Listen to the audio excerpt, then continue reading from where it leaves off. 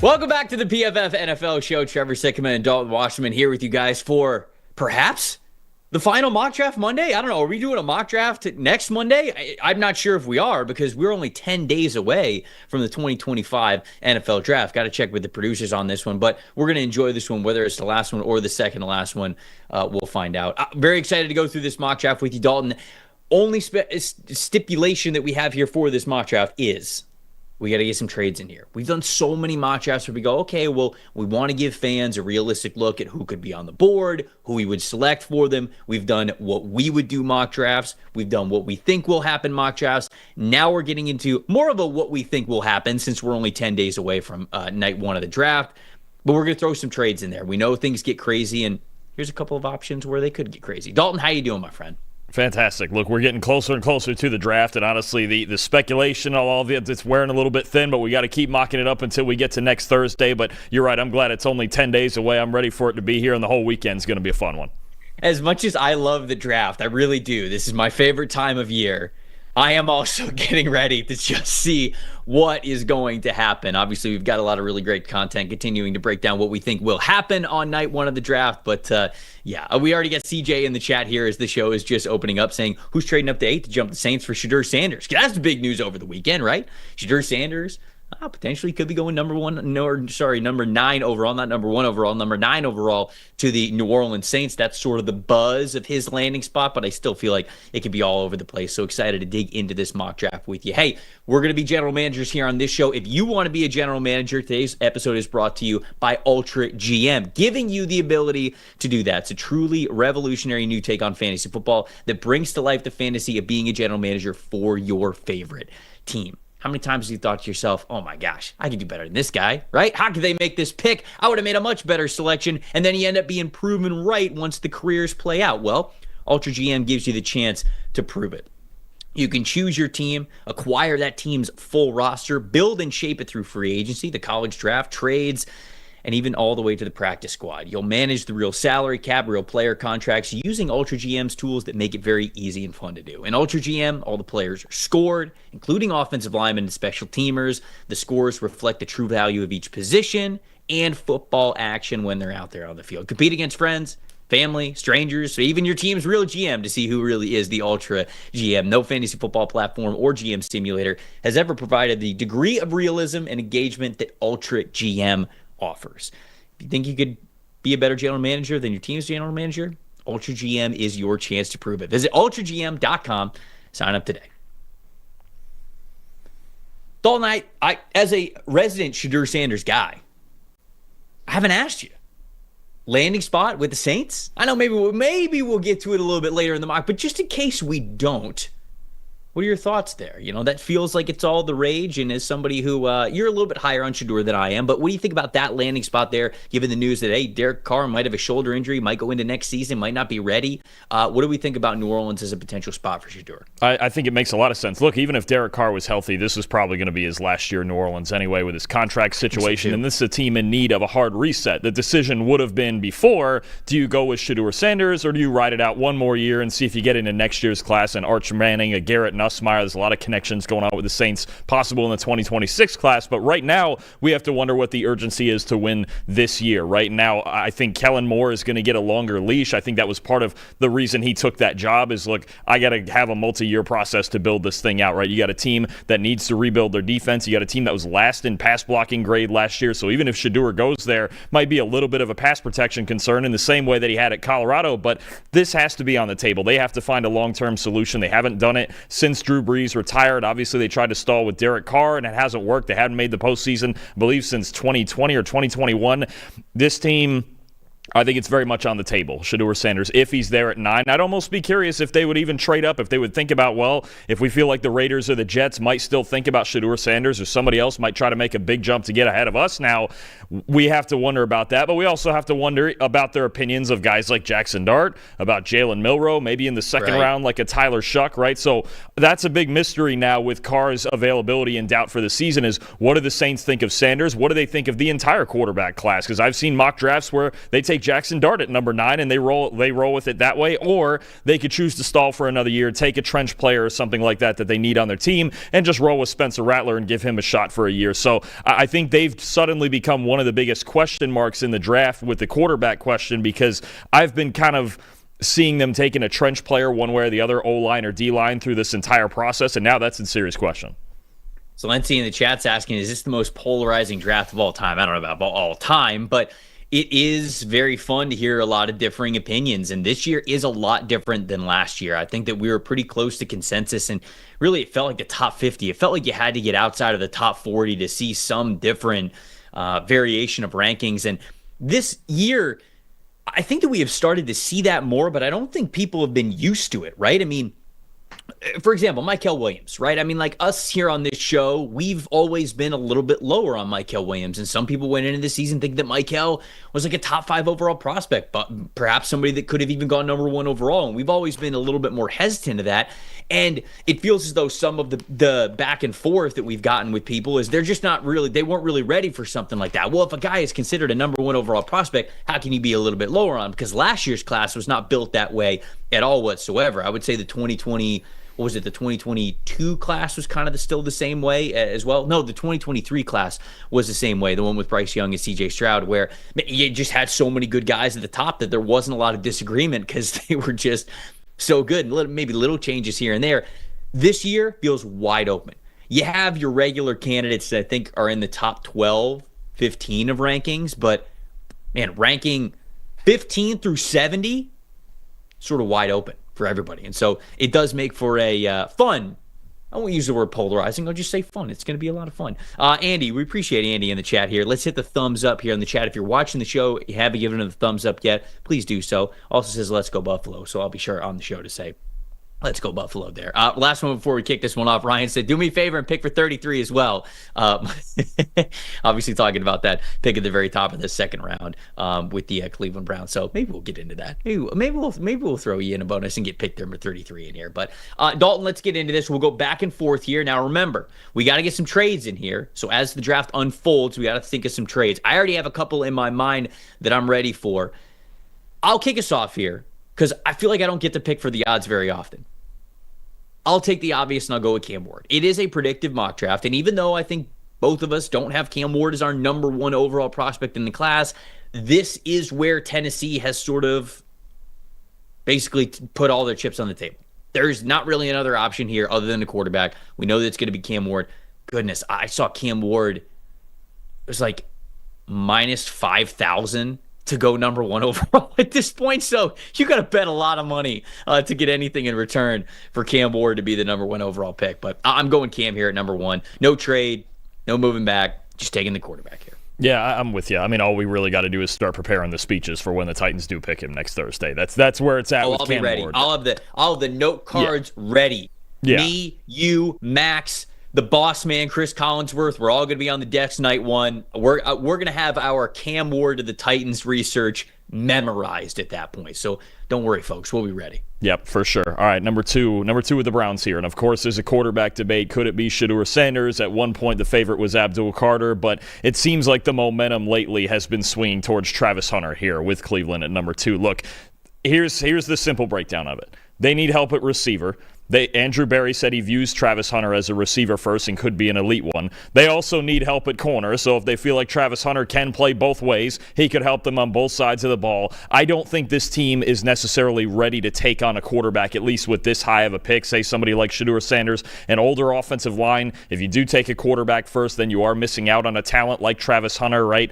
I just think this makes the most sense long-term for this team. I don't believe they're going to be playoff relevant until Deshaun Watson's completely off the books anyway. I don't believe their team is necessarily prepared to support a rookie quarterback. I know they have Kenny Pickett. Now they brought Joe Flacco back, but they're not prepared to support a rookie quarterback with their pass protection, with their receiving core. Take the best athlete, take the best football player in this draft, move on, start working towards 2026. Is a decent chance with the way their team is built. They're going to be picking it pretty high in this range next year anyway. They might have a shot, say, again, at an Arch Manning, at a Garrett Nussmeier, Carson Beck, whoever it may be that is this high. But I know there's been also talk about that 33rd overall pick, and maybe if it's Jackson Dart, Jalen Milroe, Tyler Shucks, somebody that they like. But I don't think their team in any way is prepared prepared to start a rookie quarterback this season. And if they don't get Cam Ward, which again for them seems to be the preference, if he ever somehow beat the minus 5,000 odds and got to number 2, they would take Cam Ward. But I would build for the future here. Just take Travis Hunter, take the best athlete in the draft. Yeah, I agree with you. I think that it is a underreported, under-talked about part of the Cleveland Browns is that, yes, of course they need a quarterback and you want to take a swing at one until you find one. But you look at their roster right now, I mean, they have DeJuan Jones, who was up and down as an offensive tackle for them. They still have Jack Conklin, but, there was talks of moving on from him, if they were going to trade Myles Garrett. So, that was sort of in that conversation there. So it's not like he's going to be around for forever. Wyatt Teller, Ethan Posick, Joel Bitonio, all either unrestricted free agents or maybe even mulling over retirement with a couple of those guys. And so, this offensive line, the future of it, very, very uncertain after 2025. Extremely uncertain. So you're almost putting your rookie quarterback. You could say, all right, well, we got to take a stab at a quarterback because we don't have one. You don't even have the long-term plan at offensive line solidified. So you might be wasting half of, if not more of, a rookie contract of your quarterback without even the offensive line that you want in front of them. There's a chance that you don't even get to the real evaluation, because you mentioned how far the Browns are away. You might not get to the real evaluation of who your quarterback is until year 3 of their rookie contract, at best, if you're retooling the offensive line over the next calendar year. Kevin Stefanski has been a 2-time coach of the year, and I think he's one of the best coaches in the NFL, so I think that domino is always in play here. But, man, it's hard to just look at this team and say, yeah, absolutely, they should draft a quarterback, no question. I'm with you. I don't think they're ready for it yet. And I think a guy like Travis Hunter can be universal for you moving forward. Number 3, this sets up the scenario where I'm going to get our first trade in here. So if Travis Hunter was on the board, I'd take him for the New York Giants. But he's not. They could take Abdul Carter very easily, and we've done mock drafts where we have had that been the case. But I want to explore something a little bit different. I've also thought of Carolina potentially trading up from number 8 to number 3 in a trade to go up and get Abdul Carter. But would the Giants really be able to get something substantial from the Panthers moving back just 5 spots to number 8? I think they could probably get, a 3rd-round pick this year, a 2nd-round pick next year, maybe. But I don't think that's enough for the Giants to move on from number 3. Instead, I'm calling up the San Francisco 49ers. I'm moving just one pick outside of the top 10, and I'm getting next year's 1st-round pick from San Francisco. I think that this is something that actually could happen. San Francisco so desperately needs good defensive line play. Now, they need interior defensive line help, but if they have the opportunity to go get Abdul Carter and pair him with Nick Bosa, that immediately changes what happens on your defensive line. Things get totally different for them, and it allows them the flexibility to continue to build around the trenches. Robert Saleh now has 2 bookend pass rushers that he loves for that 4-3 defensive front, and it's 2 guys that could just be monsters for the next 3, 4, 5 years, depending on how much longer Nick Bosa is going to continue to play at this incredible level that we've seen over the last couple of years. So for the Giants, to me, it sweetens the pot. Now, I understand Joe Shane, Brian Dable, they might not even be here. I get it. But you also don't want to totally operate under the fact that, okay, well, we might not be here next year. You want to make the best moves for not just your job, but also the New York Giants, and also if you still have the job next year, right? You want to be in that position next year. So if they're not going to take a quarterback here, if they're already rolling with these guys, well, then set yourselves up to have maybe multiple 1st-round picks. We figure the Giants are probably going to be a top 10 picking team next year. And the San Francisco 49ers, when you look at their roster, man, they could easily be a top 20, top 15 picking team next year as well. So you're loading up, you get that 1st-round pick there, you're moving back just outside of the top 10. I want to explore what this option looks like, and I'm taking Abdul Carter here for the San Francisco 49ers in our first trade of this mock draft. I think you actually made a great point about the Giants' return and being enticed not to pick 3rd overall, right, and getting that 1st-round pick next year to set themselves up with 2 1st-round picks, and if they want to maneuver for whichever quarterback they may want in next year's class, because you only have Russell Wilson on a 1-year deal, you have Jameis Winston there on a backup contract, right? They're still going to be looking for a quarterback next year if they don't get one this year. The one part I would be curious is that if you're thinking like that with that long-term vision and you win however many games with Russell Wilson this year, do they even bother? Because the Giants are another team that's been talked about at the top of the second round. Could they take a quarterback? Maybe they pass that up. Maybe they just continue to build the rest of their football team and really set it up for a quarterback in 2026 with 2 first-round picks. It could be either of those. They could be packaged together somehow to get up higher in next year's draft. There's a lot of variables that go into that over the next year, but I don't hate it. I don't hate the idea of a trade down. I'm with you. If Travis Hunter's here, take him. The only other guy that I do think would make some sense. It's probably not going to happen. I think it would be kind of a shock-the-world pick, but I do wonder if they would think about Mason Graham with that spot, right? Because I know the talk has been about, well, do they need Abdul Carter? They have Brian Burns. They have Kayvon Thibodeau. Would they quit on Thibodeau to bring Carter in there and replace him off the edge? Or the thought in my head is about Mason Graham as a sleeper, because beyond Dexter Lawrence, they really don't have anything else substantial at defensive tackle. When you think about completing that defensive line instead of replacing somebody, if you had a D-line of Burns, Thibodeau, Lawrence, and Graham, and I think Graham would be a perfect complement to Dexter Lawrence as the 3 technique, I think that's something maybe, I don't know, it's probably not going to happen, but we haven't talked about it enough. I'm like, is that any sort of possibility if they can't find a trade down partner that maybe Mason Graham would be an option for them? No, and it's not a slight to like Mason Graham, but it's more of, if you have the number 3 overall pick and Abdul Carter's there, you're either taking him or trading down. I think that's like, those are far and away the top 2 options. I don't hate your idea, like setting up Kayvon Thibodeau, Brian Burns, Mason Graham, Dexter Lawrence. That's sick, but I think to operate the draft in the way that you would want to me, Abdul Carter is much more talented than, and I'm not worried about his pro transition where Mason Graham, for as much as I really like him as a prospect, there are things that you think about, right? The pass rush isn't quite there yet for him. You do have to think about the super short arms and how that's going to affect him at the NFL level. There are some times where he gets a little bit overpowered by double teams and things like that. So I love Mason Graham, but I have much less questions of Abdul Carter. Somebody in the chat was mentioning, let's see, where was this? Akash said, I think it takes a bit more than that to get up to number 3. Will Anderson trades is more of a template on that. And they're right. The Will Anderson trade was number 3 overall and number 5 overall. So that's an early 4th-round pick. So number 3 overall and a 4th-round pick, which the Texans sent to the Cardinals for number 12, which is close in the range. Number 33, which is obviously an early 2nd-round pick, as well as a 1st and a 3rd the following season. So I agree. San Francisco, they've got 2 3rd-round picks. Maybe you're throwing in a 3rd-round pick this year. Maybe you're throwing in a 3rd-round pick next year. Ultimately, I just sort of wanted to give the framework of like, okay, this is what it would take. 11-3, go up to get Abdul Carter. But I think you're right. You could probably throw a couple of mid-round picks in there as well, because San Francisco has plenty. They have 2 3rd-round picks, they have 2 4th-round picks, they have 2 5th-round picks, and they have 3 7th-round picks. So I think that they would be willing to do that, to go up and get a talent like Abdul Carter. Okay, that puts you on the board at number 4. So expected top 3 players off the board, but one surprise team is selecting one of those guys. What are you doing with the Patriots at 4? Yeah, it gets a little bit tougher when you think about, okay, they don't have Travis Hunter or Abdul Carter available to them. So the next thoughts that go in my mind are, do you go with somebody like Tetero and McMillan? But if we're doing a predictive mock draft, it doesn't sound like McMillan's going to go this high, even though the Patriots, I think, could still use a number 1 receiver. They have some other young guys that didn't pan out in their rookie years. So far, they signed Stephon Diggs, but McMillan, I think, would add that dimension. I don't think he's going to go this high, though. It just doesn't sound like, even though it's something I would really consider here. Your other factor, again, here is Shedeur Sanders, and if a team wants to trade up and get ahead of, again, the Raiders, the Jets, the Saints, who else might that be to make the big jump to number 4?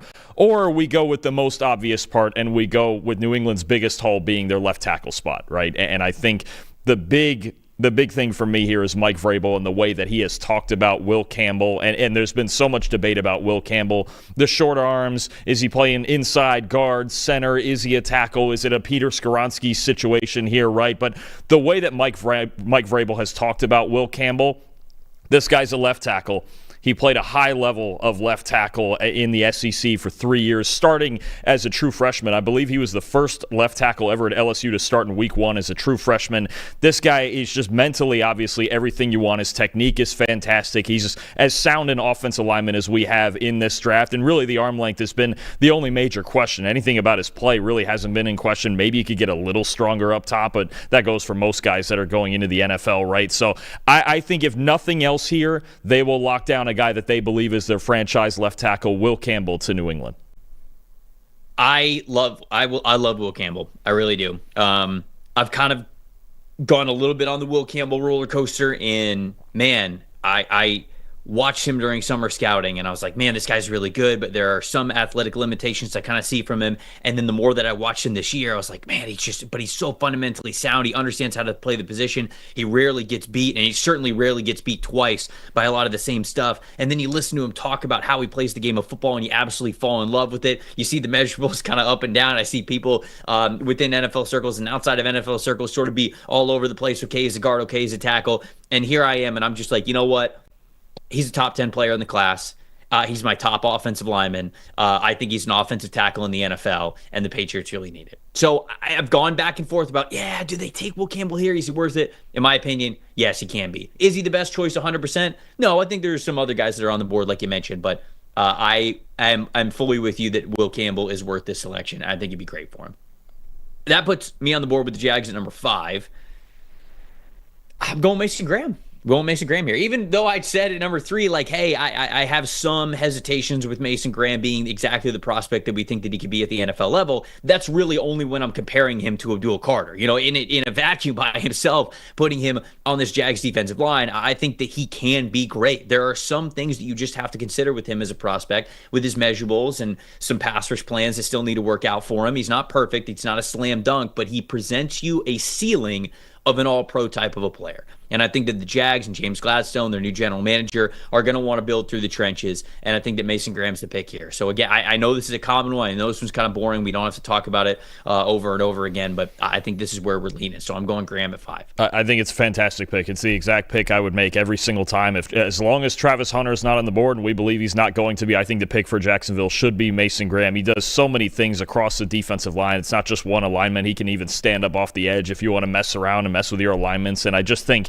especially when you consider this team, that's the one piece they're missing in their front 7, right, is a player like Mason Graham. And he had the highest run defense grade in the country this past year. Has honestly been the best defensive tackle in college football over the past 2 years. I think it's a perfect fit, and especially when you consider they didn't sign a single defensive tackle in free agency.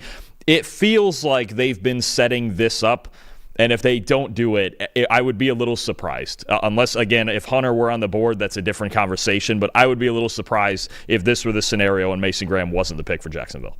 I agree with you. MA football guy, a Patriots fan, not happy about us taking Will Campbell. Actually, we said it would have taken T-Mac over Campbell, which I'm glad that we're at least having the conversation. I'm glad people are at least having the conversation about T-Mac. That is maybe the most fun part about what's going to happen in 10 days is where is Tetro McMillan going to go, right? All of this whirlwind of like teams don't really like him. Okay, he's a top 5 overall pick. You know, like there's just his range as a player where he could go in the draft is all over the place. I agree with him, a football guy. I would consider him here at number 4. If you would have taken Tet, I would have been like, hey, I totally get it. But I also get it for Will Campbell. Not as big of a fan of Campbell. It seems as though does not believe that he is that franchise caliber type of offensive tackle there. Okay. That puts what is this? Oh, you're on the board with the Raiders, right? Number 6? Yep. We just did the Jags, so now, you're on the board with the Raiders. Okay, this is what we think would happen. What do you think is going to happen here with the Raiders? I'm in between because I think this is a coin flip between Ashton Ginty and Tetero McMillan. And I know they need help in the secondary. I know they even need help at linebacker. And again, we could see a trade down scenario if they want more picks and to fix up the back end of that defense. But I really think if they stay here, it's a coin flip between Ginty and McMillan. Lately in my mock drafts, I've been going a lot with McMillan because I think he'd be a fantastic fit with Geno Smith. And you add him in there with Jacoby Myers, with Brock Bowers. It's a deep running back class. Again, I've had the theory that maybe Chip Kelly, how many of his Ohio State guys is he going to get? Could he go after Quinshon Judkins later in the second round or whatever? But this time I'm going to go Ashton Ginty just to see how the scenario plays out. The Raiders were dead last in the league in rushing grade last year. They were historically bad running the football last year, even behind a good offensive line. So it's really, you watch them, and they were really the one team in the NFL where I watch them run the football and I go, oh, they just don't have any backs. It's not the blocking here. There's so many times, with New England or Jacksonville or some other teams where we're like, hey, they can't run block. They just can't run block. It's the offensive line. That's not the case with this team. This is a pretty good offensive line. Now they've added a quarterback that's a real passing threat, especially vertically. I think you throw Ginty in this offense, and I think he's a special football player. I think he's one of the 4 best players in this draft at any position. you change the entire dynamic of the backfield instantly. And if they want to get one more receiver later in the draft, if they want to just spend the rest of their draft on defense, that's fine too. But I think Pete Carroll would obviously love to have Ashton Jeanty as his feature back and really feeding him and having balance in that offense. Again, find a receiver on day 2 to fill in that X spot. Maybe it's a Jaden Higgins, somebody like that in the second round. That would help a lot too. But between Jeanty and McMillan here, I've been flipping a coin. I'll go with Jeanty this time. Yeah, I like the idea of both of those skill position players. I don't really know how they feel about DJ Glaze at right tackle.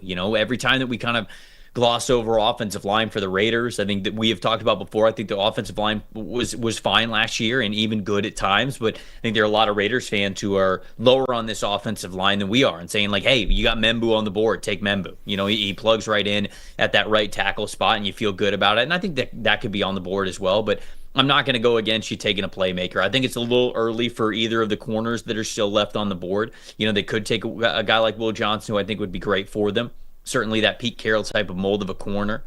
But I am much more tempted, and I have guys like Ashton Jeanty and Tetairoa McMillan a lot higher on my board. So if we're going by where I have these guys ranked and taking the best player available, I'd be taking one of those players. And so a coin flip sort of for me as well. I think I would have gone Tet just because this running back class is so good, but I can understand Jeanty because it's a little bit of a luxury taking a running back this high, but it's a damn good luxury to have because he completely changes your offense, I think. That puts the Jets on the board at number 7. I'm going to go back to Old Faithful. I'm actually not going to take Armand Membu here. I'm going to go with Tyler Warren. I'm going to take Tyler Warren here for them. It felt like this was a lock a month ago, and then we started to go, well, could go with Armand Membu as well. It could be really nice. You plug him at the right tackle spot. This is the last spot that's really not already solidified and spoken for on the Jets offensive line. But I wonder if they feel okay with their 4 that they have and then just figuring it out with the 5th. And it's a what we would do, it's a what we think will happen mock draft here. And just the way that they talked so highly about Tyler Warren and needing more playmakers in the passing game. I'm leaning more towards Tyler Warren sort of becoming that pick that I think is going to happen here for the Jets at number 7. Yeah, they don't have much at tight end at all, really. They don't have a whole lot of pass catchers on their team right now behind Garrett Wilson, or at least viable ones. The Jets are really, the more I keep doing these mock drafts and looking at the first 6 picks, I kind of feel like the general direction of the first 6. The Jets are really the first team among the 32 that I don't have much of an idea. It could be Membu, it could be Tyler Warren, and honestly, I still wouldn't put it past Aaron Glenn to take a defensive player either if there was somebody he likes. I don't know if that would be a Malachi Starks. I don't know if it would be a defensive lineman, right? I don't think it'll be a corner with them signing Brandon Stevens. I know there was at one point a theory about maybe a Will Johnson to find somebody across from Sauce Gardner, but signing Brandon Stevens I think takes it off the table. But the Jets are really where, to me, obviously the draft starts at 2 with whatever the Browns are going to do, but I think it really starts to get wide open with the Jets at 7 and which direction they're going in. It's hard to tell, but I think Warren would be a really good pick, and you're adding a dynamic tight end to that offense. Obviously Aaron Glenn and Tanner Engstrand, they saw what Sam Laporta could do. It seems like every really good offense now has an elite tight end. When you look at all the teams that make deep playoff runs, they have that mismatch at tight end. So I think Warren on both sides, as a run blocker, as a receiver, I think he would add a dimension at that position that the Jets haven't had in a long time. Ooh, CJ in the chat saying Seattle should trade up to number 8 for Shedeur Sanders. Seattle's got 2 of those second-round picks, can give one of them up in a package deal and move up for Sanders. That would mean that Carolina would be dropping 8 spots from number 8 to number 18 if they were to do that. You got the floor here. Obviously, there's a lot of options here for the Carolina Panthers. That's one of them as the shout out there in the chat. But G47 said the draft starts at 8, so here we go. The draft is starting. What are you doing here for Carolina? What do you think they do here at number 8 if the board falls this way? So if it was me, I would heavily, it's another spot, heavily consider Tetairoa McMillan. I know they drafted Xavier Legette last year, but I think it feels like there's still that one primetime weapon away. And it's funny with McMillan because the guy I've seen him most often comp to is Drake London.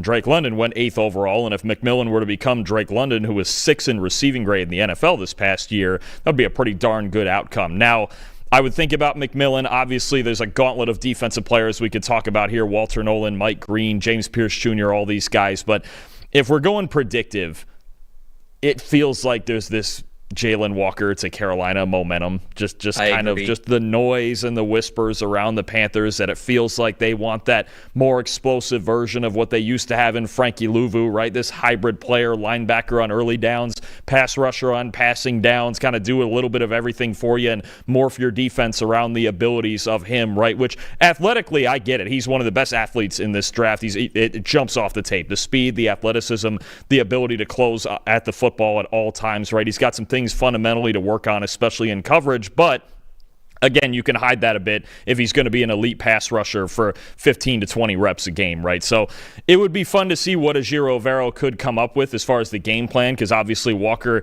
he's more athletic. He's probably more talented, at his ceiling than Frankie Louvu is, but it might not necessarily be the pick that I would make if I was running the show, but it feels like there's a lot of noise of Jalen Walker to Carolina, and that's what it's going to be. Yeah, I think that I do agree with you. It feels as though we're getting closer to Jalen Walker being locked into the spot at number 8, which is always, some famous last words from people who like to predict the draft, especially one that's crazy as this one. I do like what CJ is saying in the chat. The Carolina Panthers, they don't pick again until number 57. They don't have their second-round pick. It's the Rams' second-round pick, so it's much later in the draft. He's saying that they could want another day 2 pick. I think it's very interesting, the idea that he put out there of the Seattle Seahawks trading up potentially for Shedeur Sanders or really whoever they want there, jumping up those 10 spots. You'd figure it'd be for a quarterback to get in front of the New Orleans Saints. And then Carolina does get that extra second-round pick. They can still get an edge rusher that they really like at number 18. I definitely feel like one of those guys is going to be available for them. And then you got 2 second-round picks. So have not thought of that scenario before, but I think that's a good shout-out from CJ in the chat. Before we get to the next selection, which is the New Orleans Saints, do we think that they could go Shedeur Sanders? We teased that a little bit at the top of the show. Talking to all the parents out there, what's your child's future success look like for you? Maybe it's them owning their own business, right? Getting to be their own boss. That flexibility is always fantastic in life whenever you have the ability to do it. Maybe it's them having a family, having the flexibility to travel the world, see the world. Whatever their dreams are, you could help them achieve that with a kids investment account from Fabric by Gerber Life. Fabric by Gerber Life was designed by parents for parents to make it easy to plan for and manage your family's financial path. With a kids investment account from Fabric, you can start investing in your child's future today. Starts with just $20. There's no contribution limits on it. Tax advantages. It's got funds that are SIPC insured up to $500,000. Plus, there's no commissions on it, just a low flat monthly maintenance fee. Whole thing is online. You can manage your child's account right from your phone and then just monitor those investments whenever you want. The funds, it can be used for anything. It doesn't just have to be when they're older. When they're kids, it's music classes, it's sporting events, it's tuition, things like that. And then when they're a little bit older, maybe it is helping them travel the world. Maybe it's helping them start their own business, buy that first house, buy that first car, whatever it is. Join the thousands of parents who trust Fabric to help protect their family. Start investing in your child's future today at meetfabric.com/PFFNFL. That's meetfabric.com/PFFNFL, MEET fabric.com/PFFNFL. The portfolios are managed by Fort Washington Investment Advisors Incorporated. Additional services provided by Apex Clearing Corporation. All investing is subject to risk. You can learn more at meetfabric.com. Desert Cactus says the New Orleans Saints never, ever take a first-round quarterback. The last one was? Until now. Yeah. Well, who is it? What's the last one, actually? The last quarterback they drafted in the first round was Archie Manning. I was going to ask if it was Archie. That's crazy. Which in my head makes me wonder a little bit if it would be more proper that that the next one would be Arch Manning next year instead. But, I'm getting ahead of it a little bit. I think that, statements like that could be a little bit misleading, right? Like, the Saints haven't drafted a first-round quarterback in how long? Okay, well, how long did they have Breeze? When did Breeze sign? Like 06? Yeah. Didn't he sign in 06? Okay, well, for 15 years, you would have never considered drafting a quarterback in the first round because you had Drew freaking Brees. So I think it's a little bit of a misleading statement. Here they do need a quarterback, at least, if what has been reported about Derek Carr is true. Now, they could very well go into next year with Spencer Rattler. If they don't totally believe that Shedeur Sanders is that big of an upgrade over Shedeur Sanders, then obviously they wouldn't take him here at number 9. But let's explore what a mock draft looks like if that were to be the case. Let's say that Derek Carr's shoulder injury is very worrisome. You mentioned how he might not even be on the team a year from now anyways. Let's get ahead of the curve. They've got the opportunity to take a quarterback here. They're hoping they're not picking in the top 10 again. Let's go Shedeur Sanders here at number 9 and see what this mock draft ends up being like. Yeah, look, I think he's worthy of the selection. I'm all about it with Shedeur. You know me, I have him QB1. I'm a huge fan of his. And New Orleans right now is the betting favorite to take him. But I would understand the argument of them still making a trench pick and playing for the future, right? I don't think they're necessarily set up for a whole lot of success this year with as bad as they've been in the trenches over the last couple of years. So making a trench pick, maybe it's an Armand Membu, right? Somebody like that. Maybe it's a Walter Nolan or a Mike Green or somebody that can help their defensive line. And I think the one thing we do have to remember here, too, before we just make the assumption, is that Kellen Moore just won a Super Bowl with a quarterback that was picked in the second round, right? So it is entirely possible that you don't have to take a top 10 pick and you can still win a championship. We've seen that before. You've certainly seen it all those years with Tom Brady, or at least once in Tampa. I think I understand the logic of, okay, now the Saints are really the critical team of if they're going to select Shedeur or not, but I think we still have to prepare ourselves for the event that they don't, and they still just try to slow play it and build in the trenches like obviously Kellen Moore knows they did in Philadelphia, right? And they figured out the quarterback after they built the infrastructure of the team. So I think it's a very real possibility. I don't think it's guaranteed, but it would be a lot more intriguing for the Saints this year if they did take Shedeur, as opposed to, I know you're a big Spencer Rattler fan, but I don't know that they would get very far with Rattler starting 17 games and the way that just the way their team is structured. They're just not good in the trenches. So either way, it would be a struggle early on, but I totally get it now, especially with Carr's availability in question. Okay, hold on. You saying I'm a big Spencer Rattler fan as if I think that he should absolutely be given the job, no question about it, as a future All-Pro. Let's not go that far. Let's not put me into that. I mean, it felt like you were a lot higher on him than I was coming out last year. I said that he was a worthwhile bet to make, and the only quarterback that I would have taken or considered on day 2 outside of the top 6 that obviously went to the first round. Context, it's important. Also, speaking of context, Anthony in the chat saying, guess what, Trevor, that still counts regardless. Seriously, what do you mean? If you have Drew Brees, you're not going to draft a quarterback in the first round. Well, sure. At least they didn't even. But this is actually, that's the reason that they are in this spot where they're picking this high and they've been struggling, is that they didn't have any plan post Drew Brees. They had no plan at all. But if you have Drew Brees, you're not going to. That's the thing. They had Drew Brees on the roster. They weren't going to, and they continue to kick the can down the roster as if they were competing for Super Bowls. The Packers have done it twice. The Packers have done it twice in that quarterback at that point. This isn't the same scenario. I don't see why you couldn't, especially when you see that, okay, this guy's 37, 30. The Packers have done it twice, and that's worked. The reason the Saints and the Steelers are where they are right now is because they had no plan post Brees and post Roethlisberger. Both of them have the same problem. I'm not saying they did the right thing. I'm telling you what happened. Well, sure. They clearly didn't want to draft a first-round quarterback while they had Drew Brees. Derek Carr's not Drew Brees. They're already looking at flexibility with Derek Carr. It's not the same situation. Well, no, I'm just saying for all of those years. Brees could have got them to a Super Bowl until the very last year that he was there. Look, for all of those years. What I think is going to happen. Oh, no, I get it totally. Look, no, now Derek Carr is not an obstacle to taking Sanders. That's not what I'm saying at all. I'm just saying the reason the Saints and Steelers are where they are now and they're struggling to get over the top, or even the Saints back into the playoffs, is they never had a plan post-Brees. They probably should have taken a quarterback, whether it was 2018 or 2020, somewhere in there in the first round, where you go, okay, we can transition away from Brees. That's why they've been stuck the last 5 years the way they have. Totally agree with you. All I'm saying is, this situation's a lot different than what we were talking about earlier in the chat, where they said that the Saints don't draft first-round quarterbacks. They're just waiting. Maybe they're waiting for another Manning. Who knows? And I think it was Cactus who also said in the chat, he was like, all right, but the 80s and the 90s, they didn't draft the first-round quarterback. Okay, with that. Well, Mickey Loomis wasn't the GM. It's different. It's way different. And they were the Aints. Yeah. That's like when I see on like Saturdays, it's like, oh, like, let's take a look at this rivalry between these two schools. This was the results in the 80s. Like, that matters at all whatsoever to what's about to happen on this game. Well, Notre Dame just kind of has Ohio State's number. Look at the 70s. Oh, okay, sure. Don't say it with Ohio State and Michigan. You know how that goes. I didn't think I'd go on that much of a tangent, but change it. But there we go. Okay.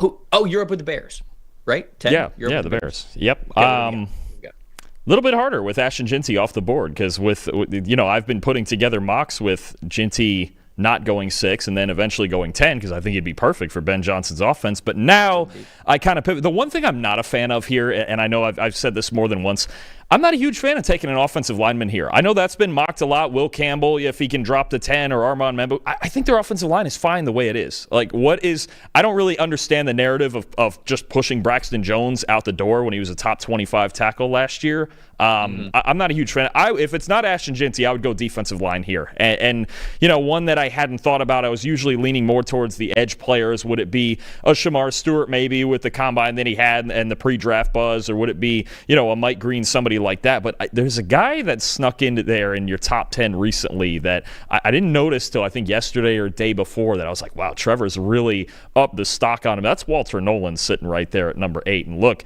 the Bears defensive tackles, I know they added Grady Jarrett, but haven't been a great run-stopping unit the last couple of years. I know Walter Nolan, he's got a high ceiling. He's got a long way to go in his development. He's got an absolute boatload of talent. He was a number 1 recruit in the country, spent 2 years in A&M, then got a lot better this year at Ole Miss. But if you're getting nothing else early on, you're getting a primetime 3-technique run defender, right? And I think that's what this team is missing, especially on early downs.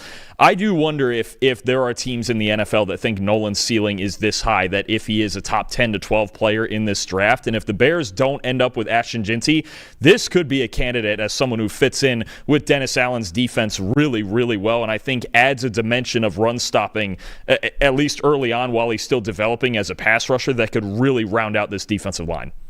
There are times, and of course, I'm just saying that there are times when Walter Nolan reminds me of Jalen Carter. Now, I think Carter was a better pass rusher going into the NFL than Walter Nolan was. But the feats of strength, the sheer athletic ability, how they convert speed to power, those two guys are in rare air that we see throughout NFL drafts to come through year after year. And so Nolan, again, he's not quite the pass rusher that Jalen Carter was. He didn't quite have the measurables that Jalen Carter does. It's why we're not talking about him as quite that caliber of a prospect. But in this class, dude, just give me Walter Nolan, man. I've got him in the top 10. I'm going to bet on him. When it comes to run defense by shooting gaps or, again, converting speed to power, like all of that are signs that he could also become a great pass rusher as well, and you could turn that into pass rushing situations. So there's a lot there for him. He's going to be one of the younger prospects in the class.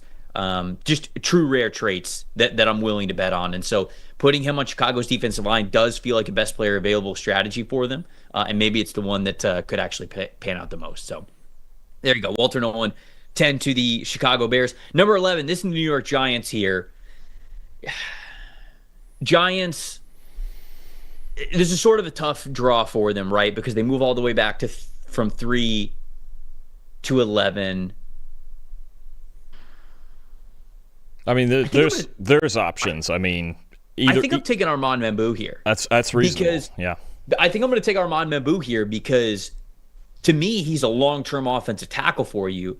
But it felt like Jermaine Illuminor was actually okay last year. They definitely need somebody to be able to start at guard for them.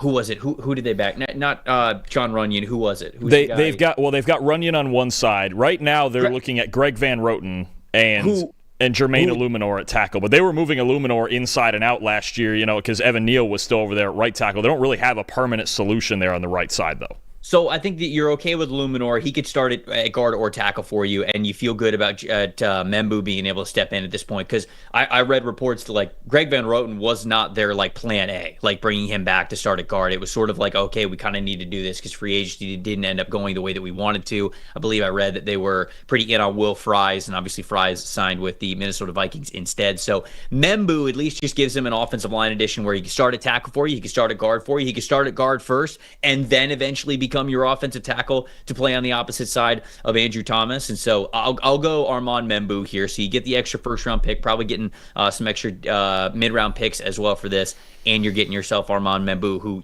is talked about as a top 5 potential picks. So I think that ended up being, even though it's a different board than the one I think that was going to fall to them, I think it ended up being a pretty big win here for the Giants. So you're up with Dallas at number 12. I think you definitely have options there with the Giants. You have Membu's an option. You could go defensive tackle. I think even a Jahad Campbell would make some sense at linebacker, put him with Bobby Okereke. There's certainly still options to make their team better. It's just about getting away from the scope of, okay, they'll either wait till the second round or wait till next year to take a quarterback and just build this team as well as they can right now. So Dallas here at 12 is interesting. And one of the fun things that I find about Dallas is in the mock draft simulator, Trev, 54% of users are taking a wide receiver. Dallas fans want another receiver in the worst way. Yeah, are they actually going to do it though? I kind of think they're going to do it. I do. I think Jerry's going sexy this year. I think he's going sexy with a receiver pick. See, I've been back and forth on this because to me, even with another receiver, and I know Dak Prescott looked his best in 2023 when Brandon Cooks started getting hot and they had a second threat that opened things up for CeeDee Lamb. They were throwing the ball downfield, right? I get it. I do get it. It's very well could happen. I've been going against the grain with Dallas, though, and thinking, okay, this offseason should have been about getting better at running the football and stopping the run. I don't think necessarily in free agency that they got substantially better in either of those categories. And one of the guys that I think could be a pick here, and again, I think about positional depth, right? There's a lot of day 2 wide receivers that could help them. If they got, again, a Jaden Higgins or a Jack Besh or somebody like that in round 2, that would help them a lot. If it's defensive tackle, well, they could take a Kenneth Grant or somebody like that here, but there's a boatload of defensive tackles in this draft that could help them, right? Linebackers not as deep. I think there's maybe only 3 or 4 guys who would be starters as rookies at linebacker, and I think Jahad Campbell is clearly the best one. We got to remember, too, Matty Eberflus coming in there as a new defensive coordinator. He's a linebackers coach at heart. DeMarvion Overshown may or may not play this year, depending on the recovery from the injury. They've brought in stopgaps, guys like Kenneth Murray, right? Jack Sanborn's more of a depth piece. To me, they don't have this sort of presence in the middle of their defense to really get things going, both in run defense and in coverage. He was one of just 6 linebackers in college football graded at least an 80 in both. I think Jahad Campbell would fit right in as that just alpha presence middle linebacker in Dallas's defense. And finally, after an offseason of kind of, to me, underwhelming, and they've underwhelmed in free agency for several years now, I think Campbell's someone who would substantially make their defense better against the run, particularly. Because if they can get to passing downs, especially obviously with Parsons off the edge, they can be really dangerous. But they have to get there. I think Campbell would help that a lot. I think it's a very real possibility. I think it's a great fit. I started talking about Campbell to the Cowboys at 12 right after the Combine, because I think it's perfect for them for all the reasons that you mentioned. I ultimately think they draft a wide receiver. I think they're going to draft, like, if the board falls this way, I think they'll draft Tet or Matthew Golden. That's what I think. I think Jerry's going for sexy this year. I think he's making the splash. That's just my feelings, but I don't think that Campbell's a bad pick at all whatsoever. I think logically, you are right. This would be an excellent selection for them. So Campbell to the Dallas Cowboys at number 12. Got to go back to QJ Smith, who gave us a $5 super chat. We appreciate you. Thank you for the super chat there. My Panthers need Tet over Jalen Walker. We need to focus on production over upside. If we can't get Tet, I hope we trade the 8th pick to Pittsburgh for TJ Watt and the 21st pick. You're not gonna get Watt in 21. No, you're TJ. not getting both. No, you're not getting both. You'll get 8. You'll get 21 and some other draft picks, or you'll get TJ Watt and some much later draft picks. But you're not gonna get both there. I do think the conversation of Tet and Jalen Walker is a good one. I would go Tetro McMillan over Jalen Walker. But man, it's just everything that when you hear from guys who are speaking from the team side of things, whether it's talking to scouts or head coaches or general managers or whatever, everybody just has such great things to say about Jalen Walker. And I think that is how he has, crept up the consensus boards, even though he is this tweener of a prospect. Is he playing off-ball linebacker for you? Is he playing edge? He's not really built like an edge. He doesn't really have the experience of a linebacker. He's a little too stiff to play in coverage right now, the way that he's currently built and how his body is with his weight and where he is. But, he's a great blitzer. So there's a lot of give and take to Jalen Walker's scouting report, but it feels like he is unanimously loved when you talk to people who are speaking from the team side of things. And that must go into just when they get him on the whiteboard, when they bring him in for a top 30 visit, something at the Combine. It feels as though he impresses, with flying colors to every single NFL team that he ever talks to. So you got to, I guess, take that into account with these mock drafts. But I do agree with QJ. I'd be going with Ted. I would love to see Ted with the Carolina Panthers. To me, he completely changes the outlook of that wide receiver room because now all of a sudden Xavier Legette doesn't have to have the pressure of being your wide receiver one. Now you can use Jalen Coker in a lot of different ways. Now you can use Adam Thielen in specific spots where as he gets older, it's not quite as athletic or spry. We had somebody in the chat who was saying that we don't know anything if we take an offensive lineman for Miami here at number 13. Well, lucky for you. Anything. Wow. It's a lot. Yeah, you don't know anything. Well, I might not. Yeah, that might be true. This is a predicted mock draft. I'm going to go with Derek Harmon, defensive tackle from Oregon.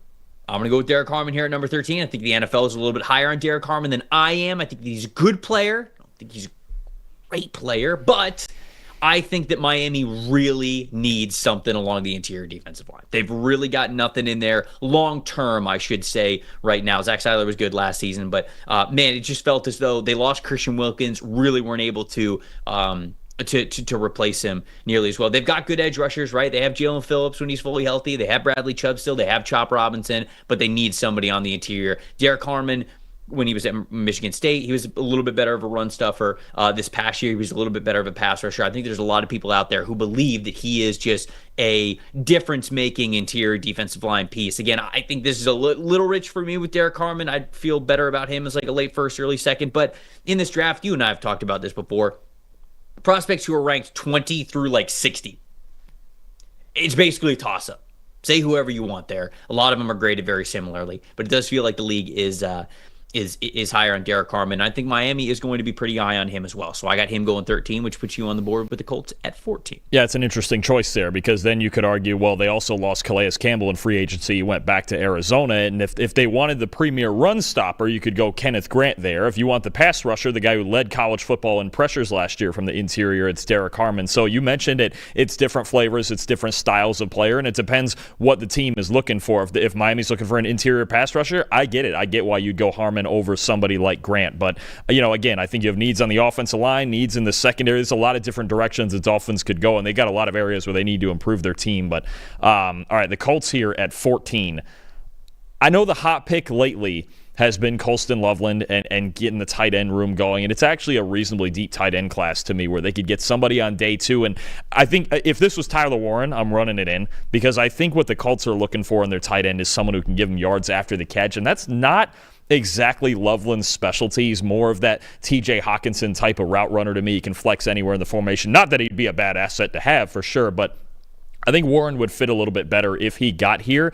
I'm going to go in a different direction and keep attacking this secondary that they did a nice job of. They got Travarius Ward. They got Cam Bynum at safety, but I think one more safety might help them. Right now they're looking at Nick Cross, Daniel Scott, maybe some guys competing to play next to Cam Bynum.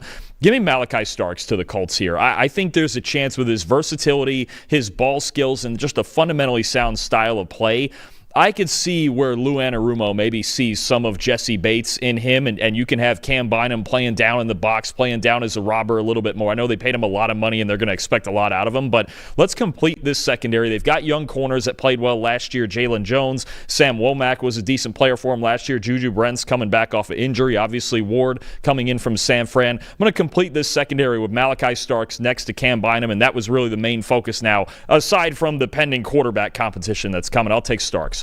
I think it's a little bit of a luxury pick for you at 14, but man, does it set up a really nice secondary for them. And Lou Anarumo might be coming off a little PTSD with how bad the safety play was for the Bengals last year. And so maybe he's reeling and maybe he would love this here. I think Malachi Starks is a great prospect, man. I really do. Is he like a generational type of dude? No, but I still think that he is a top 12 player in this class and somebody who's a difference-making pro. So 15, the Atlanta Falcons could go defensive line, although I'm not going to lie. The more I listen to them, it makes me feel like they believe in a lot of their young additions that they have. The Brandon Dorlus, Rukaroro, Braylon Trice when he's fully healthy, right? Like, they drafted a lot of those guys last year, and I think that they believe that they are going to pan out. So I'm not so sure the pressure is as on them to draft a defensive lineman or just a front seven player. I mean, if Jalen Walker's on the board, if Jihad Campbell's on the board, I think that you consider them as well. But ultimately, I'm going to go with Will Johnson. I think Will Johnson's a great pick for them. I think that he is a great prospect to pair with with A.J. Terrell on the other side of things. They desperately need to get better at the cornerback position. This defense was a mess last season. So Will Johnson, even though he's not, maybe the top 5 consensus player that maybe we thought he was going into the season or at points in 2023, I still think he's a first-round caliber corner. He gives you a lot of what you want with length and just high football IQ, especially in those off-zone coverage formats, which the Atlanta Falcons like to run a lot in Raheem Morris's defense. I think he's the perfect fit. So I'd love to set up this duo here. And I got Will Johnson going 15 to the Falcons. I was just looking at Will Johnson here because I believe I don't know if it's already done, but he's having an individual workout today, this morning, probably as we speak right now, where he's doing everything apparently except running the 40, which is kind of the biggest question with him. But I do wonder where his stock goes if there's scouts out there that feel like he looks healthy today and everything looks good, because that's all it really is with Will Johnson knocking the stock right now is those nagging lower body injuries, right? If he looks 100% and he looks great in this workout, still have to wonder if he might even go higher than this, but I think it'd be a great pick for Atlanta. They need a CB2 across from A.J. Terrell. 16, Cardinals, what do you got? Sticking to what I've been going with the last few weeks. I'm going corner here also. The Cardinals, look, they're good in the slot. They're good at safety. I like their secondary. I don't love it yet. I would love it if they added Jahdae Barron here at 16. The Cardinals' outside cornerbacks had the lowest zone coverage grade in the NFL last year. Jahdae Barron had the highest zone coverage grade of any corner in college football last year. I think what he would add on the outside, I know there's going to be some teams, some scouts that look at Barron as a nickel, and that's what he played most often when he was at Texas, but this past year he moved primarily to the outside. He was fantastic in Pete Kwiatkowski's defense. I think he'd be fantastic in Jonathan Gannon's defense. There's been a lot of talk for Arizona about defensive line. If Armand Membu were on the board at 16, which I don't think he will be, I would plug him right in there at right tackle. But I think for me in this scenario, the best option is Jahdae Barron. Get that outside zone corner that gives you another dimension, adds to the ceiling in that secondary. I think it'd be a great pick for him. I love Jahdae Barron, so you don't have to convince me on him. I think that Cardinals fans might be a little bit torn on this, because people might look at Jahdae Barron as sort of like, okay, he's got this inside-out flexibility to him. He's a slot safety, outside corner. I think when Will Johnson is the pick here to the Cardinals, I think Cardinals fans feel a lot better because they go, okay, yes, outside corner, no question about it, an upgrade from what they currently have. And what they currently have is fine. I like a lot of the guys in their cornerback room, but they look at Jahdae Barron and wonder if he is that upgrade worthy of the 16th overall selection here. I think he can be. I really do, especially if they want to play more zone. Now, if they want to get more aggressive in man, Jahdae Barron's probably not your guy, but if they want to continue to play as much zone as they did last year, you mentioned they got to get better at the zone coverage assignments. So I'm a huge Jahdae Barron fan, so I think that this is a good selection. I think he could be a good cornerback for them. All right, before we get to the second half of the mock draft, got to talk to you guys about what is a staple for every single outfit. That's a good hat, right? Melon makes some of the best hats out there. The most durable hats for every situation. These hats last 5 times longer than any hat out there. They're durable. They look great. These aren't your average hats, all right? They are premium hats. When you're tailgating, working out on the golf course, heading out for date night, whatever, you need a Melon hat in your rotation to make sure that you're always looking good. They've got all sorts of different collections. So I mentioned all the different things that they're used for, whether it's tailgate or working out or whatever. Hydro collection is something that the hats are meant for jumping in the pool or the lake or the ocean, something by the beach in the water. When it gets cold out, they've got hats that help you with their thermal collection, right? I know we're heading into the summer, but maybe you want to get ahead of that. Make sure that you got some good headwear that'll keep you warm in the winter. So go check it all out. Like I said, the durability is fantastic. They're going to last you forever. I've got 2 of these hats. I absolutely love them. Wear them all the time. Don't happen to have one on my head right now, but man, I wear these things all the time, no matter what the occasion. If I'm just walking the dog, if I'm going out to meet friends, whatever it is. Tons of different sizing. Really comfortable, really great fit to them. These are what you're looking for. These are hats that are as tough as you. Check out Melon. You won't wear anything else after you get one for yourself. If you were looking for the world's most durable hat, look no further, folks. Go to Melon, MELIN.com, and you can put these hats to the test for yourself. Second half of the mock draft, and I'm kicking us off with a trade, Dalton.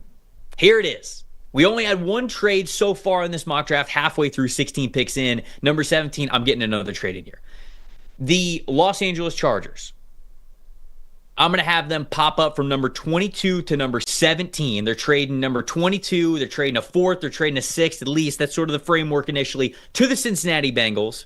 Dropping up, jumping up, 6 spots to go get Tetro McMillan. 5 spots. Yep, 5 spots to get McMillan. Love it. The slide stops here. I love the idea of the Chargers getting Tetro McMillan. I think it's a perfect complement to everything that they have on the roster right now. To what Quentin Johnson could be as a wide receiver 3, to what Ladd McConkey could be as a Z and a slot receiver, and then you have McMillan right there taking all those X duties, those red zone opportunities, the contested catch opportunities over the middle of the field. And I've said this throughout the whole process. I think it gets you some extra juice from the yards after catch perspective as well. So Tetro McMillan, getting him to pair with Justin Herbert, oh my goodness, could be a 1,000-yard receiver next year, honestly, as a rookie. So if I love this scenario because I think the Chargers should be waiting like sharks in the water. If McMillan gets to a point where they feel comfortable trading up, I think they got to have the opportunity to do it. So Cincinnati, I think in this opportunity has multiple players on the board that they could go with. So why not get some extra draft capital there? Because they don't have a lot of extra draft capital. I actually don't think they have any. I think they have all of their original picks, all 7 of their original picks, if I remember correctly. Actually, it's just 6 of their original picks. They don't have a 7th round pick, so they'd get a couple more darts to throw at the dartboard here by moving back a couple of spots. Ted McMillan gets to go to a great spot with the Los Angeles Chargers. Absolutely agree. I would absolutely love it. If Ted got to the Chargers with Justin Herbert, with Ladd McConkey, and obviously for as much balance as Jim Harbaugh and Greg Roman still want to have in that offense, I think it'd be an A-plus pick and maybe the best pick of the first round if he got to the L.A. I mean, obviously, we see him as a top 8 player at least in this draft. The Chargers need one. They need another weapon, right? Whether it's a tight end, if it were Colston Loveland, or if it's Ted McMillan, if he were to be there, or you can trade up for him into this spot. I think it's fantastic. I think it brings their offense to another level, and they get really scary when it comes to AFC West contention and maybe AFC contention at that point. We've had some talk in the chat about the Ravens going with a wide receiver, and Main Shark's been talking about McMillan potentially being a target for the Ravens if he makes it to 27. I just can't see him making it to 27, man. Agreed. That'd be crazy. It would be fun. I mean, obviously, you throw him in with Lamar Jackson and Zay Flowers and everything. I mean, that's the kind of player I think they would need. Rashad Bateman was better last year, but McMillan's a different type of talent. I don't think he would naturally get to 27, though. I think they'd have to trade up. Okay, you're up with Seattle at number 18. 18. I've got options here. I mean, I could reach down the board a little bit for interior offensive line. I know that's an issue, but I think they have the flexibility with 2 second and 2 third round picks where if they wanted to trade up for a certain interior offensive lineman later, they could do it. I could go edge player here. I would really consider, too, if Will Johnson or Jahdae Barron were here, another corner to start on the outside across from Tariq Woolen if they're trying to leave Witherspoon in the slot. But I think the better value here, if I'm just taking a pick straight up and I don't have corner on the board, would be a receiver. I'm going to take Matthew Golden here. I know, look, there's been thoughts that he could go ahead of McMillan in this draft. There's a lot of scouts that like him better. Some of them see him as maybe the best or second best receiver in this draft. Now, do I necessarily feel that way? No, but Golden with that speed, with his route running, with his stop and start ability, I think would add another vertical dimension to what Clint Kubiak wants in his offense, right? Obviously, he's got Marquez Valdes-Scantling, but kind of limited route tree there. You can't do as much with him. Cooper Kupp, Jackson Smith-Njigba, there's been all the talk about who's in the slot. Are they both in the slot? How are we doing this? I think Matt Golden gives them that Z receiver, that excellent off-the-ball route runner who can get deep with his speed and open everything else up for those 2 guys down low. I think a weapon is fully on the table here for Seattle, and to take one early instead of reaching for an interior offensive lineman when day 2 to me is really the sweet spot for that, I think would be a great pick. They're still going to work on this offensive line. I just don't know that it has to be at 18. I think they have options with those 2 second-round picks especially. I think the 2 second-round picks do give you a lot of flexibility, and normally you are taking interior offensive linemen somewhere on day 2 instead of on day 1. So interesting. It's an interesting scenario that at least you painted the picture for us there at number 18. Got a lot of Bucs fans chiming up in the chat. JC Allen saying, "Don't let us down, Trev." Josh saying, "Donovan Ezraku to the Bucs." Yeah, I'm taking Donovan Ezraku. That's your pick. I think that this is what they would do, genuinely. I think that they would have Donovan Ezraku ranked above Mike Green. I really do. I know that Mike Green is still there. People are talking about Emeka Egbuka. JC also asked, what are your thoughts on Emeka Egbuka here for the Bucs as a dark horse candidate? Sure, I love Emeka Egbuka as like who he is, as a prospect and how good he could be.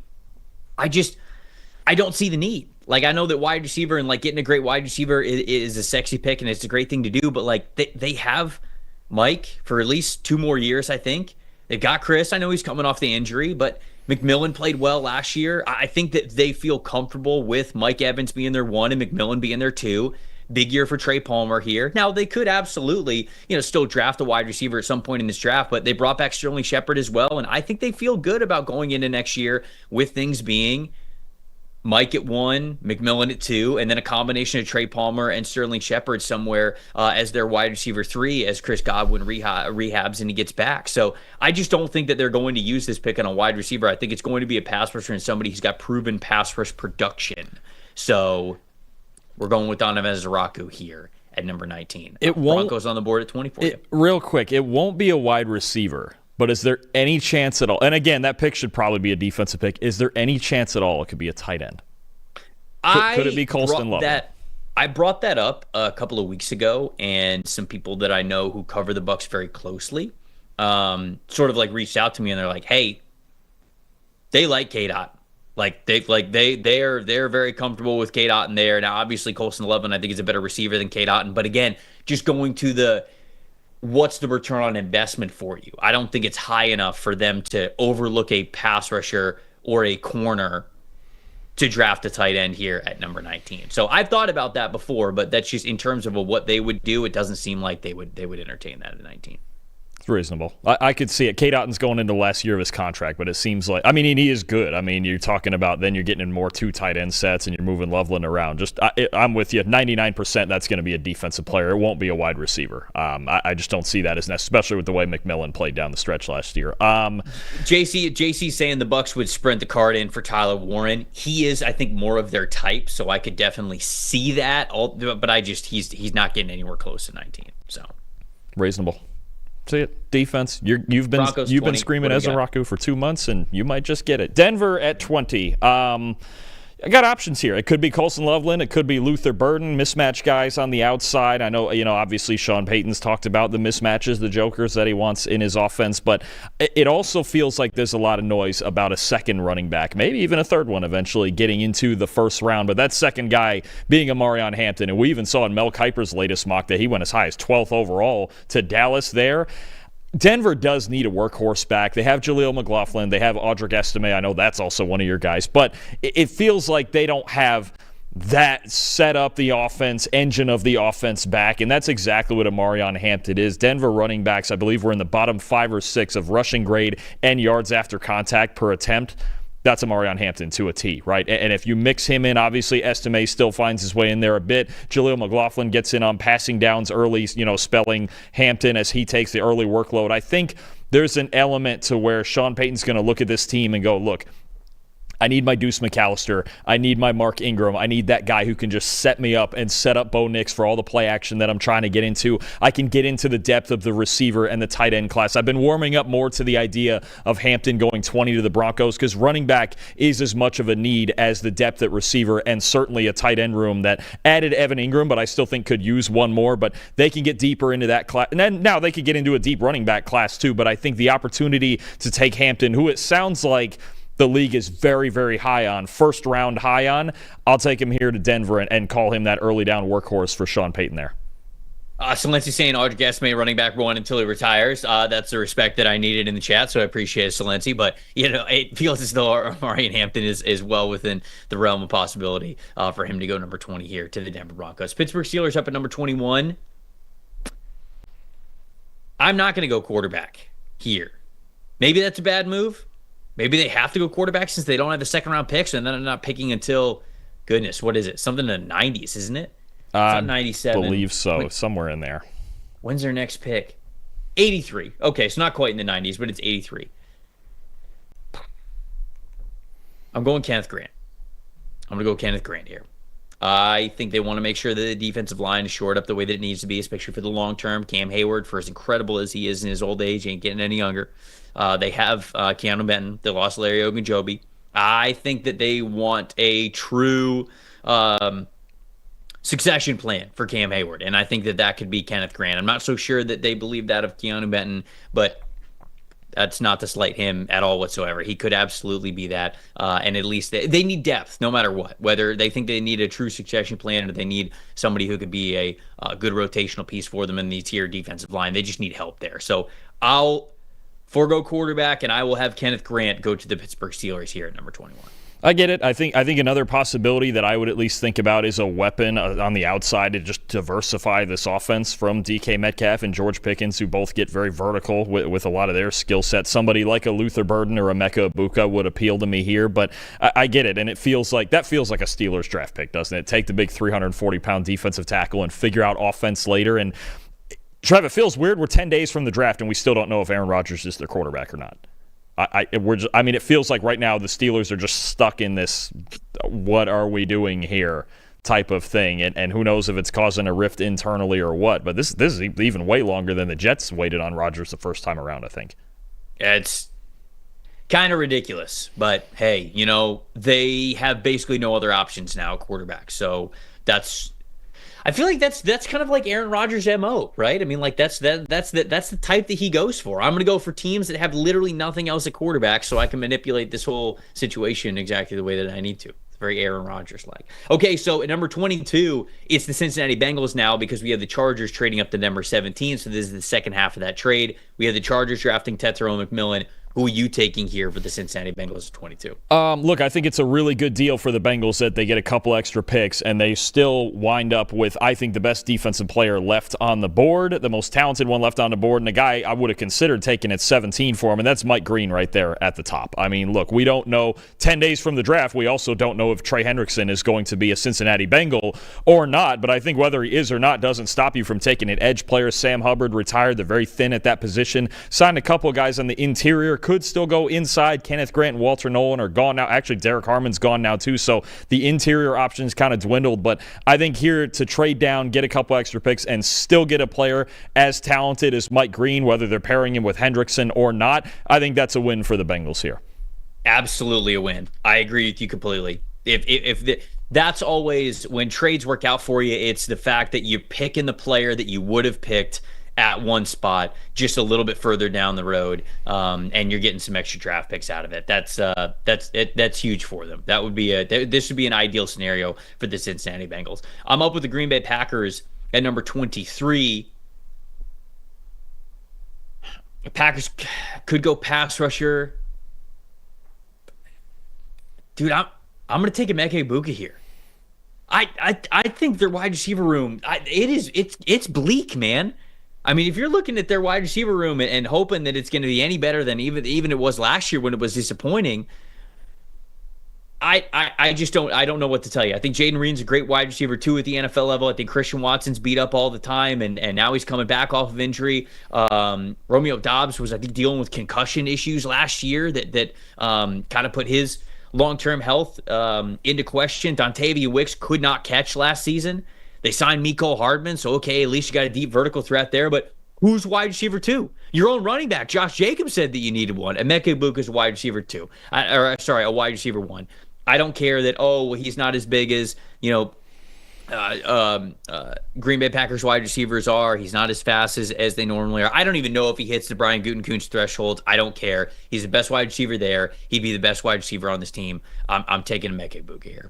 The only thing I wonder, one, would they break the streak? Because it's been, 22, 23 years? I think Javon Walker, 2002 or 3, was it? Yeah, I mean, they just don't do it. But again, it's very strange. It's like, all right, well, let's keep doing the thing that got us here. Nice. Is it something more like, should it be something more like the conversation we have with Carolina and Tet McMillan, where they wouldn't just draft any receiver, but they would draft that receiver? Is that yes. more like should we be talking about Green Bay more as a team that should be targeting Tet as that true number 1 guy?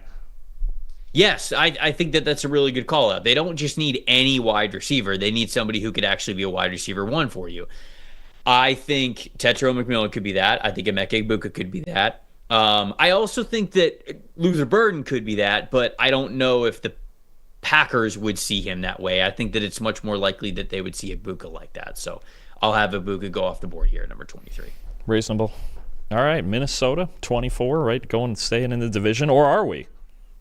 We're not going to do it, Trev. We've talked about the Vikings being a prime trade down candidate for a while. Obviously, they only have 4 picks in this draft. So if they can find a trade down partner, that would work for them, right? Get a few more picks, fill out the rest of the holes on this team. They've had a fantastic offseason so far, great free agency period, arguably the best of any team in football. But I'm going to trade this pick. We're going to move Minnesota down to 31. We're going to swap with the Kansas City Chiefs. We're going to send 31, 95, and 226 to move up to 24.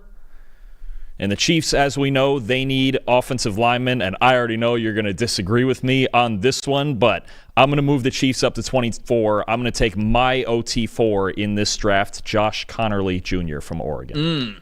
Over Josh Simmons. Yep. I have Connerly one spot ahead of Simmons in my rankings. I'm taking Connerly. Do you think the Chiefs would... So, obviously, the Chiefs struggled with their offensive line last year. Do you think that they feel like they did enough? Taking Kingsley Suamataia inside, getting Jalen Warren. No, not Jalen Warren. Jalen Moore. Jalen Moore, yes, to play offensive tackle for them now. Do you think that they could believe they're okay at offensive tackle? I feel like we always go offensive tackle. Not that this is a bad pick. I think this is fine with them going with this strategy. I'm just asking the question here. They might believe that, but I still don't think they're certainly not okay long term, because I think isn't there some thought that this will be Jawan Taylor's last year in Kansas City, possibly. Yes. Jalen Moore only signed a 2-year deal for $15 a year, and obviously doesn't have a ton of starting experience. If they don't go offensive tackle early, then I would expect then they attack the interior and try to find somebody to compete with Suamataia at guard. That would make a lot of sense to me, too, if they wanted to go defense early in this draft. But I think Connerly, one way or the other, gives you options. I don't know if Jalen Moore could maybe play inside. That would help them a lot. But there's a long way to go. Either way, I think they just need to add talent to this group, right? And just add offensive tackle talent, whether that's, even if Connerly, if they feel good about the 2 guys they have and he sits for a year, well, at least you have a talented guy behind him. Kind of the same way the Jets were trying to do with Olu Fashanu last year. But the Chiefs, if they're going to go offensive line early, they might be wise. I think the big thing about trading up to 24 here, get ahead of Houston, right? And I think the problem for the Chiefs, too, with picking offensive line early is you're picking 31. You're picking behind all those other teams that are going to be thinking about, including the Houston Texans offensive line. Get ahead of them, make at least something of a pick that is your choice, as opposed to just waiting for the last one to fall to you. Or if they stay at 31, then it's a lot more likely that they could be looking at the defensive side of the ball. That makes sense to me. Again, I'd be picking Simmons, but I can understand the logic that you have there. Okay, there's our third trade. So we'll obviously have the second part of it when Minnesota picks at number 31. So we did get Minnesota in there for a trade, getting a couple of extra draft picks, which we knew was important. We got 8 picks left here in this draft. Before we get to that, PFF's NFL draft coverage is brought to you by our friends over at Jack Link's Duos. Jack Link knows that there is nothing like a great duo. That's why they have made the great duo product. Now, what they're doing here is it's not 2 different flavors on the same piece of beef jerky. What they're doing is they are taking 2 different flavored beef jerky and they are putting it in the same bag, folks. They know that the NFL draft can give you some great duos. Joe Burrow, Jamar Chase reunited in the NFL. Obviously, that's a great duo. Wide receiver duo like Puka Nacua and Cooper Kupp. You know, that's a duo that was brought together here. So one of the potential duos that could happen in this draft, we were talking about it in the chat, Ted McMillan, if he goes number 4 overall to the New England Patriots, the duo of him and Drake May would be beautiful. This would be a dream duo. Now, we had him go to another dream duo and him getting Tetro McMillan getting to be paired with Justin Herbert. I think that one would be fantastic as well, but this would be an excellent dream duo. The New England Patriots don't have that certified wide receiver 1, and if they get Tetro McMillan, in my opinion, this is a 1,000-yard wide receiver here. We saw how Drake May was playing last season, and he just needed some more firepower. He just needed some wide receivers to help him out. So as he takes that next step as a sophomore in his second year in the NFL, what better wide receiver in this class to give him another weapon for like Tetro McMillan can be. Jack Link's got a lot of really great flavors for their duos. They got mango and jalapeno, so it gives you the sweet, it gives you the spicy. They got original and teriyaki. They've got buffalo and ranch, which is a tried and true combination there. You can find Jack Link's duos where you regularly get Jack Link's beef jerky, convenience stores, and select Walmarts across the country. So check it out. 25, since you didn't take Josh Simmons, well, Don't mind if I do. He's still sitting here on the board. I'm going to take Josh Simmons. I think they still need long-term plans as offensive tackle. I think they feel maybe okay with the offensive lineman that they have on the team, but I think they need a higher talent level overall there for them. And I think Josh Simmons gives them the ability to have a potential Pro Bowl type of an offensive tackle, like one that they just traded away in Laramie Tunsil. So I know he's coming off of the knee injury, the meniscus injury, but it seems like he's going to be good to go for next season. What we saw last year, I showed a guy who had incredible footwork, incredible balance, really good athleticism, better play strength. And it's just, I think, a matter of time before this guy is one of the better offensive tackles in the NFL with a very, very high ceiling, even above that. So for a team that, when you trade away a all-pro offensive tackle, you got to do something to immediately infuse some more talent along the offensive line. And so Josh Simmons, great way to do that. So I got him going off the board at number 25. So you are up now with the Rams at 26. All right, this is one of my tinfoil hat ones. I love it. I love the conspiracies and when they just come together naturally, because I still have stuck in my head, Trevor, 10 days before the draft. Last year, Sean McVay wanted Brock Bowers. He wanted him. He tried to trade up to get him. I think the Jets were one of the teams he was on the phone with. He just couldn't make a trade happen. He knew what was coming with Brock Bowers, and he just couldn't make it happen. Tight end is still arguably the weak spot on this Rams offense right now, and a really good offense, but I think if Colson Loveland were sitting here at 26 naturally for them, I think they're running the card in. I think Sean McVay feels like he's missing that impact, versatile tight end that he couldn't quite get with Bowers last year, wasn't in position to do it. If Loveland ever fell to them, and I still think this could be a guy that if he falls within their range, you know how Les Snead is with trading picks and trading up. He don't care about late-round picks, right? He's going to get his guy, but the fact that he fell here to 26... What's the phrase? What's the phrase? Don't say it. Don't say it. Oh, okay. I wasn't sure. I wasn't sure. I'm sure it's probably something I'd get away with on the college show, but it's that's a college show. It's the Wild Wild West over there. Oh, you already know. The guardrails are up here, but you know how Les Snead is with his late round picks. But either way, the fact that Colson Loveland got to 26 here. That's perfect. It's just perfect. I think he would fit right in. I think Sean McVay would find 1,000,007 ways to use Loveland all over the formation. You add another dimension to an already scary offense. That's a real problem in LA that you have there. Colson Loveland to the Rams. Okay, let's see. Desert Cactus says, wait, hold on. Omar Norman Lott is ranked 27th. This needs to be acknowledged. I'm in, brother. I'm in. You know what? I fell in love with Omar Norman Lott when I first watched him. I had him in the 20s when I first watched him, like in September and October. I was like, this dude's going to be a first round. Pick. And as the season went on, it's like, okay, he's not playing a ton. You just really well is what I gravitate towards for a 3-technique defensive tackle. If you put him in a 3-technique spot and you allow him to just have one-on-one opportunities, the first step explosiveness, the speed to power conversion, how quick his hands are, how well he executes pass rush moves from a 3-technique defensive spot. He's got the pass rush win percentage, which is very high. The pass rush grades are very high, and just the overall pass rushing proficiency is very high from him. So all that to say, I'm in, man. I'd take him at the back end of the third or the first round. Obviously, I'd take him at the back end of the third round. I'd take him at the back end of the first round. This is one of the guys that I am very willing to just bet on in this class. I don't know if we're going to get him in this mock draft because it doesn't feel like the NFL is as high on Omar Norman Lott as I am, but top 30 player for me. You better believe it. He's probably someone who borders closer to top 50 for me. I might do it in the second round just because, like you mentioned, the lack of snaps and just the lack of games where he played at least 25 or 30 snaps. It's just not there. Like it feels to me like he's more designated pass rusher, even though we usually talk about that more with the edge guys. Like designated pass rusher early, and then keep developing him, and he could get there.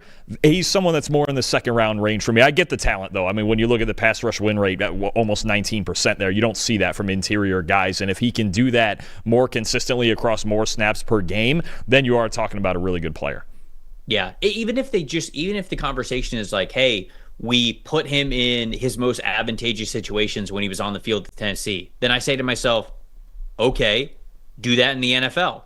So at a baseline, you have what we saw at Tennessee in the NFL, and then everything that you get above that is gravy. Like, that's just icing on the cake. So, again, like, for a guy that gets after the passer at that type of a level, yeah, I'd consider that at the back end of the first round, especially in this class. So, yeah, there's my Omar Norman Lott rant. 27, Baltimore Ravens. who was saying this in the chat? I think it's Main Shark saying this in the chat. He wants him to draft a wide receiver, but they don't really have the type of wide receiver who's on the board that I would think about here. I would think about a Tetairoa McMillan. I really would. Luther Burden's really, I could think about him at Ibuka, honestly. But Luther Burden's the only one who's left. I love Luther Burden. I don't think the Ravens would draft him at 26. I think he's a little too much of the same archetype that we have from, say, Flowers. So I don't think that they would draft him there at number 27, I should have said. I'm going to go Shamar Stewart instead. Shamar Stewart's their type of defensive lineman. I think he could reduce into a 4-eye technique. I think he could play as a 5 technique defensive end for you, and I think he'd be a stand-up 7 as an outside linebacker type. So wherever the Ravens want to play him in that 3-4 front, I think he's going to be able to play it. Now, the reason why you're drafting him a little bit later is just the overall pass rush production isn't what you would expect from a guy who is as athletically talented as he is. But I will say this. The pass rush win rate numbers over the last 2 years of 11% and 15% are higher than you would expect to see for a player who just has a sack and a half in each of the last 3 seasons. So I think that Stewart should still be a back into the first round pick. Where you sort of lose me is saying like, oh, okay, this is a top 10 player. This is a player that you don't let get out of the top 10. Not so sure about that, but certainly a guy who deserves to be a first round pick and somebody who I think would be a good fit for Baltimore in their multiple fronts. Agreed. And you're still getting a very high floor run defender here as well. I mean, if nothing else, Baltimore's run defense would get a lot better while they're still developing him as a pass rush. And they've got a decent pass rush group that they could rotate him in or out. You mentioned it, all those different techniques he played at A&M. That would certainly help them in Baltimore's defense. All right, what do we got? Detroit Lions. All right, well, I'm glad you took Stewart because there's a guy I was looking at for Detroit here at 28. I still need another edge rush presence. I thought maybe you would have took him at 27, but give me James Pierce Jr. to the Lions here. I think I'm just looking for that complementary piece to Aiden Hutchinson to add the explosive depth that they need to their pass rush. When Aiden Hutchinson got hurt, they turned into a bottom 6 pass rush team last year. Obviously, it all centers around Hutchinson. It centers around DJ Reader. Aleem McNeil being healthy as well. Getting back healthy is going to be great, but you add Pearson early on, and he got much better in run defense, much more fundamentally sound in run defense this past year. You add Pierce early on, at the very least, into that pass rush group, and possibly on every down if the run defense progress stays as it was in 2024. I think James Pierce would be a great value here for Detroit, and I think you add him in with Hutchinson, and you've got a really scary pass rushing defensive line with those two guys, and especially with McNeil coming back inside. Makes you stay honest to both sides of the ball. Washington has an opportunity here to take a player who is never on the board for them. I'm going to take Kelvin Banks Jr. I've never seen Kelvin Banks Jr. this late, but I don't really disagree with a lot of the picks that we have had so far in this mock draft, as is a predictive mock.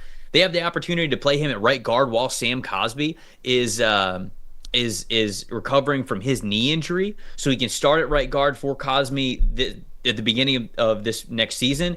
Andrew Wiley is a free agent next year, so they could kick Kelvin Banks out to right tackle. Then you can have Laramie Tunsil at left tackle, Kelvin Banks at right, Sam Cosby that would then be fully healthy. You'd have Tyler Biadasz at center, and then Nick Allegretti at guard. And you're basically looking at, okay, maybe you could upgrade Allegretti's spot, but that's a pretty dang good offensive line. You feel pretty good about the athletes that you have on that offensive line there. So, I forgot Brandon Coleman. Brandon Coleman's right there as well. So in reality, a year from now, you could have Tunsil, Brandon Coleman, Tyler Biadasz, Sam Cosby, Kelvin Banks. That's your starting 5. That's a legit starting 5. And 5 guys who have the athleticism that you would want to be able to run any sort of run concept. So there we go. I'm going Kelvin Banks Jr.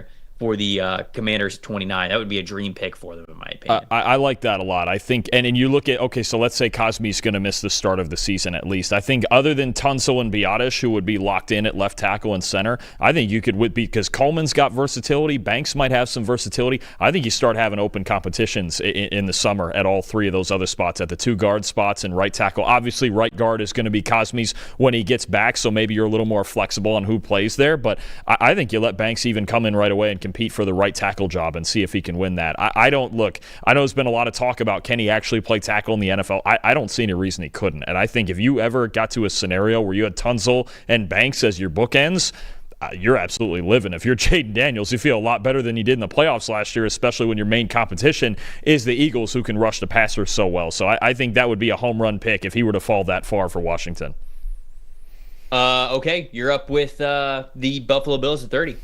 All right, we are going, obviously, with a defensive player here. And I was back and forth. I mean, all the defensive tackles are gone. That would have been an option for me. I think that leaves me, unless I'm trading down, that leaves me to take a corner. And I think the next best corner that I have in my rankings is actually Ben Morrison from Notre Dame, but I understand the questions about the hip injury, and he's probably going to go a little bit later because of it. He's got a private workout planned, I believe, for scouts next Monday, 3 days before the draft, so that could get really interesting. But if we're going beyond Morrison because of the injury concerns, then the next one I have is Trey Amos, and I'll go there. I think the Bills have a very big need at corner. They have Christian Benford. They have Taron Johnson in the slot, but right now they're slated to start Dane Jackson on the outside. I think between this pick and their 2 second-round picks, they're going to take a corner. Whether it's with number 30 or those 2 picks they have late in the second, they're going to take a corner. I think they're going to attack the defensive line as well, but I don't have a ton of options there here. I'll take Amos, put him across from Benford, put him in Sean McDermott's zone defense. I think he could succeed. He's one of the more scheme-flexible corners in this draft. I think Amos would be a good fit in Buffalo. Oh, like you don't gotta convince me about Trey Amos being a back end of the first round pick. I feel like I've been beating that drum for a while now. So this is the second half of the Minnesota trade. You had the Kansas City Chiefs trading up to number 24 with the Vikings a little bit earlier. So the Vikings getting 2 extra draft picks here to give them a bigger volume of draft picks that they have, with only currently holding 4. They get back to number 31, and Gray Zabel is here. I'm going to have them taking Gray Zabel.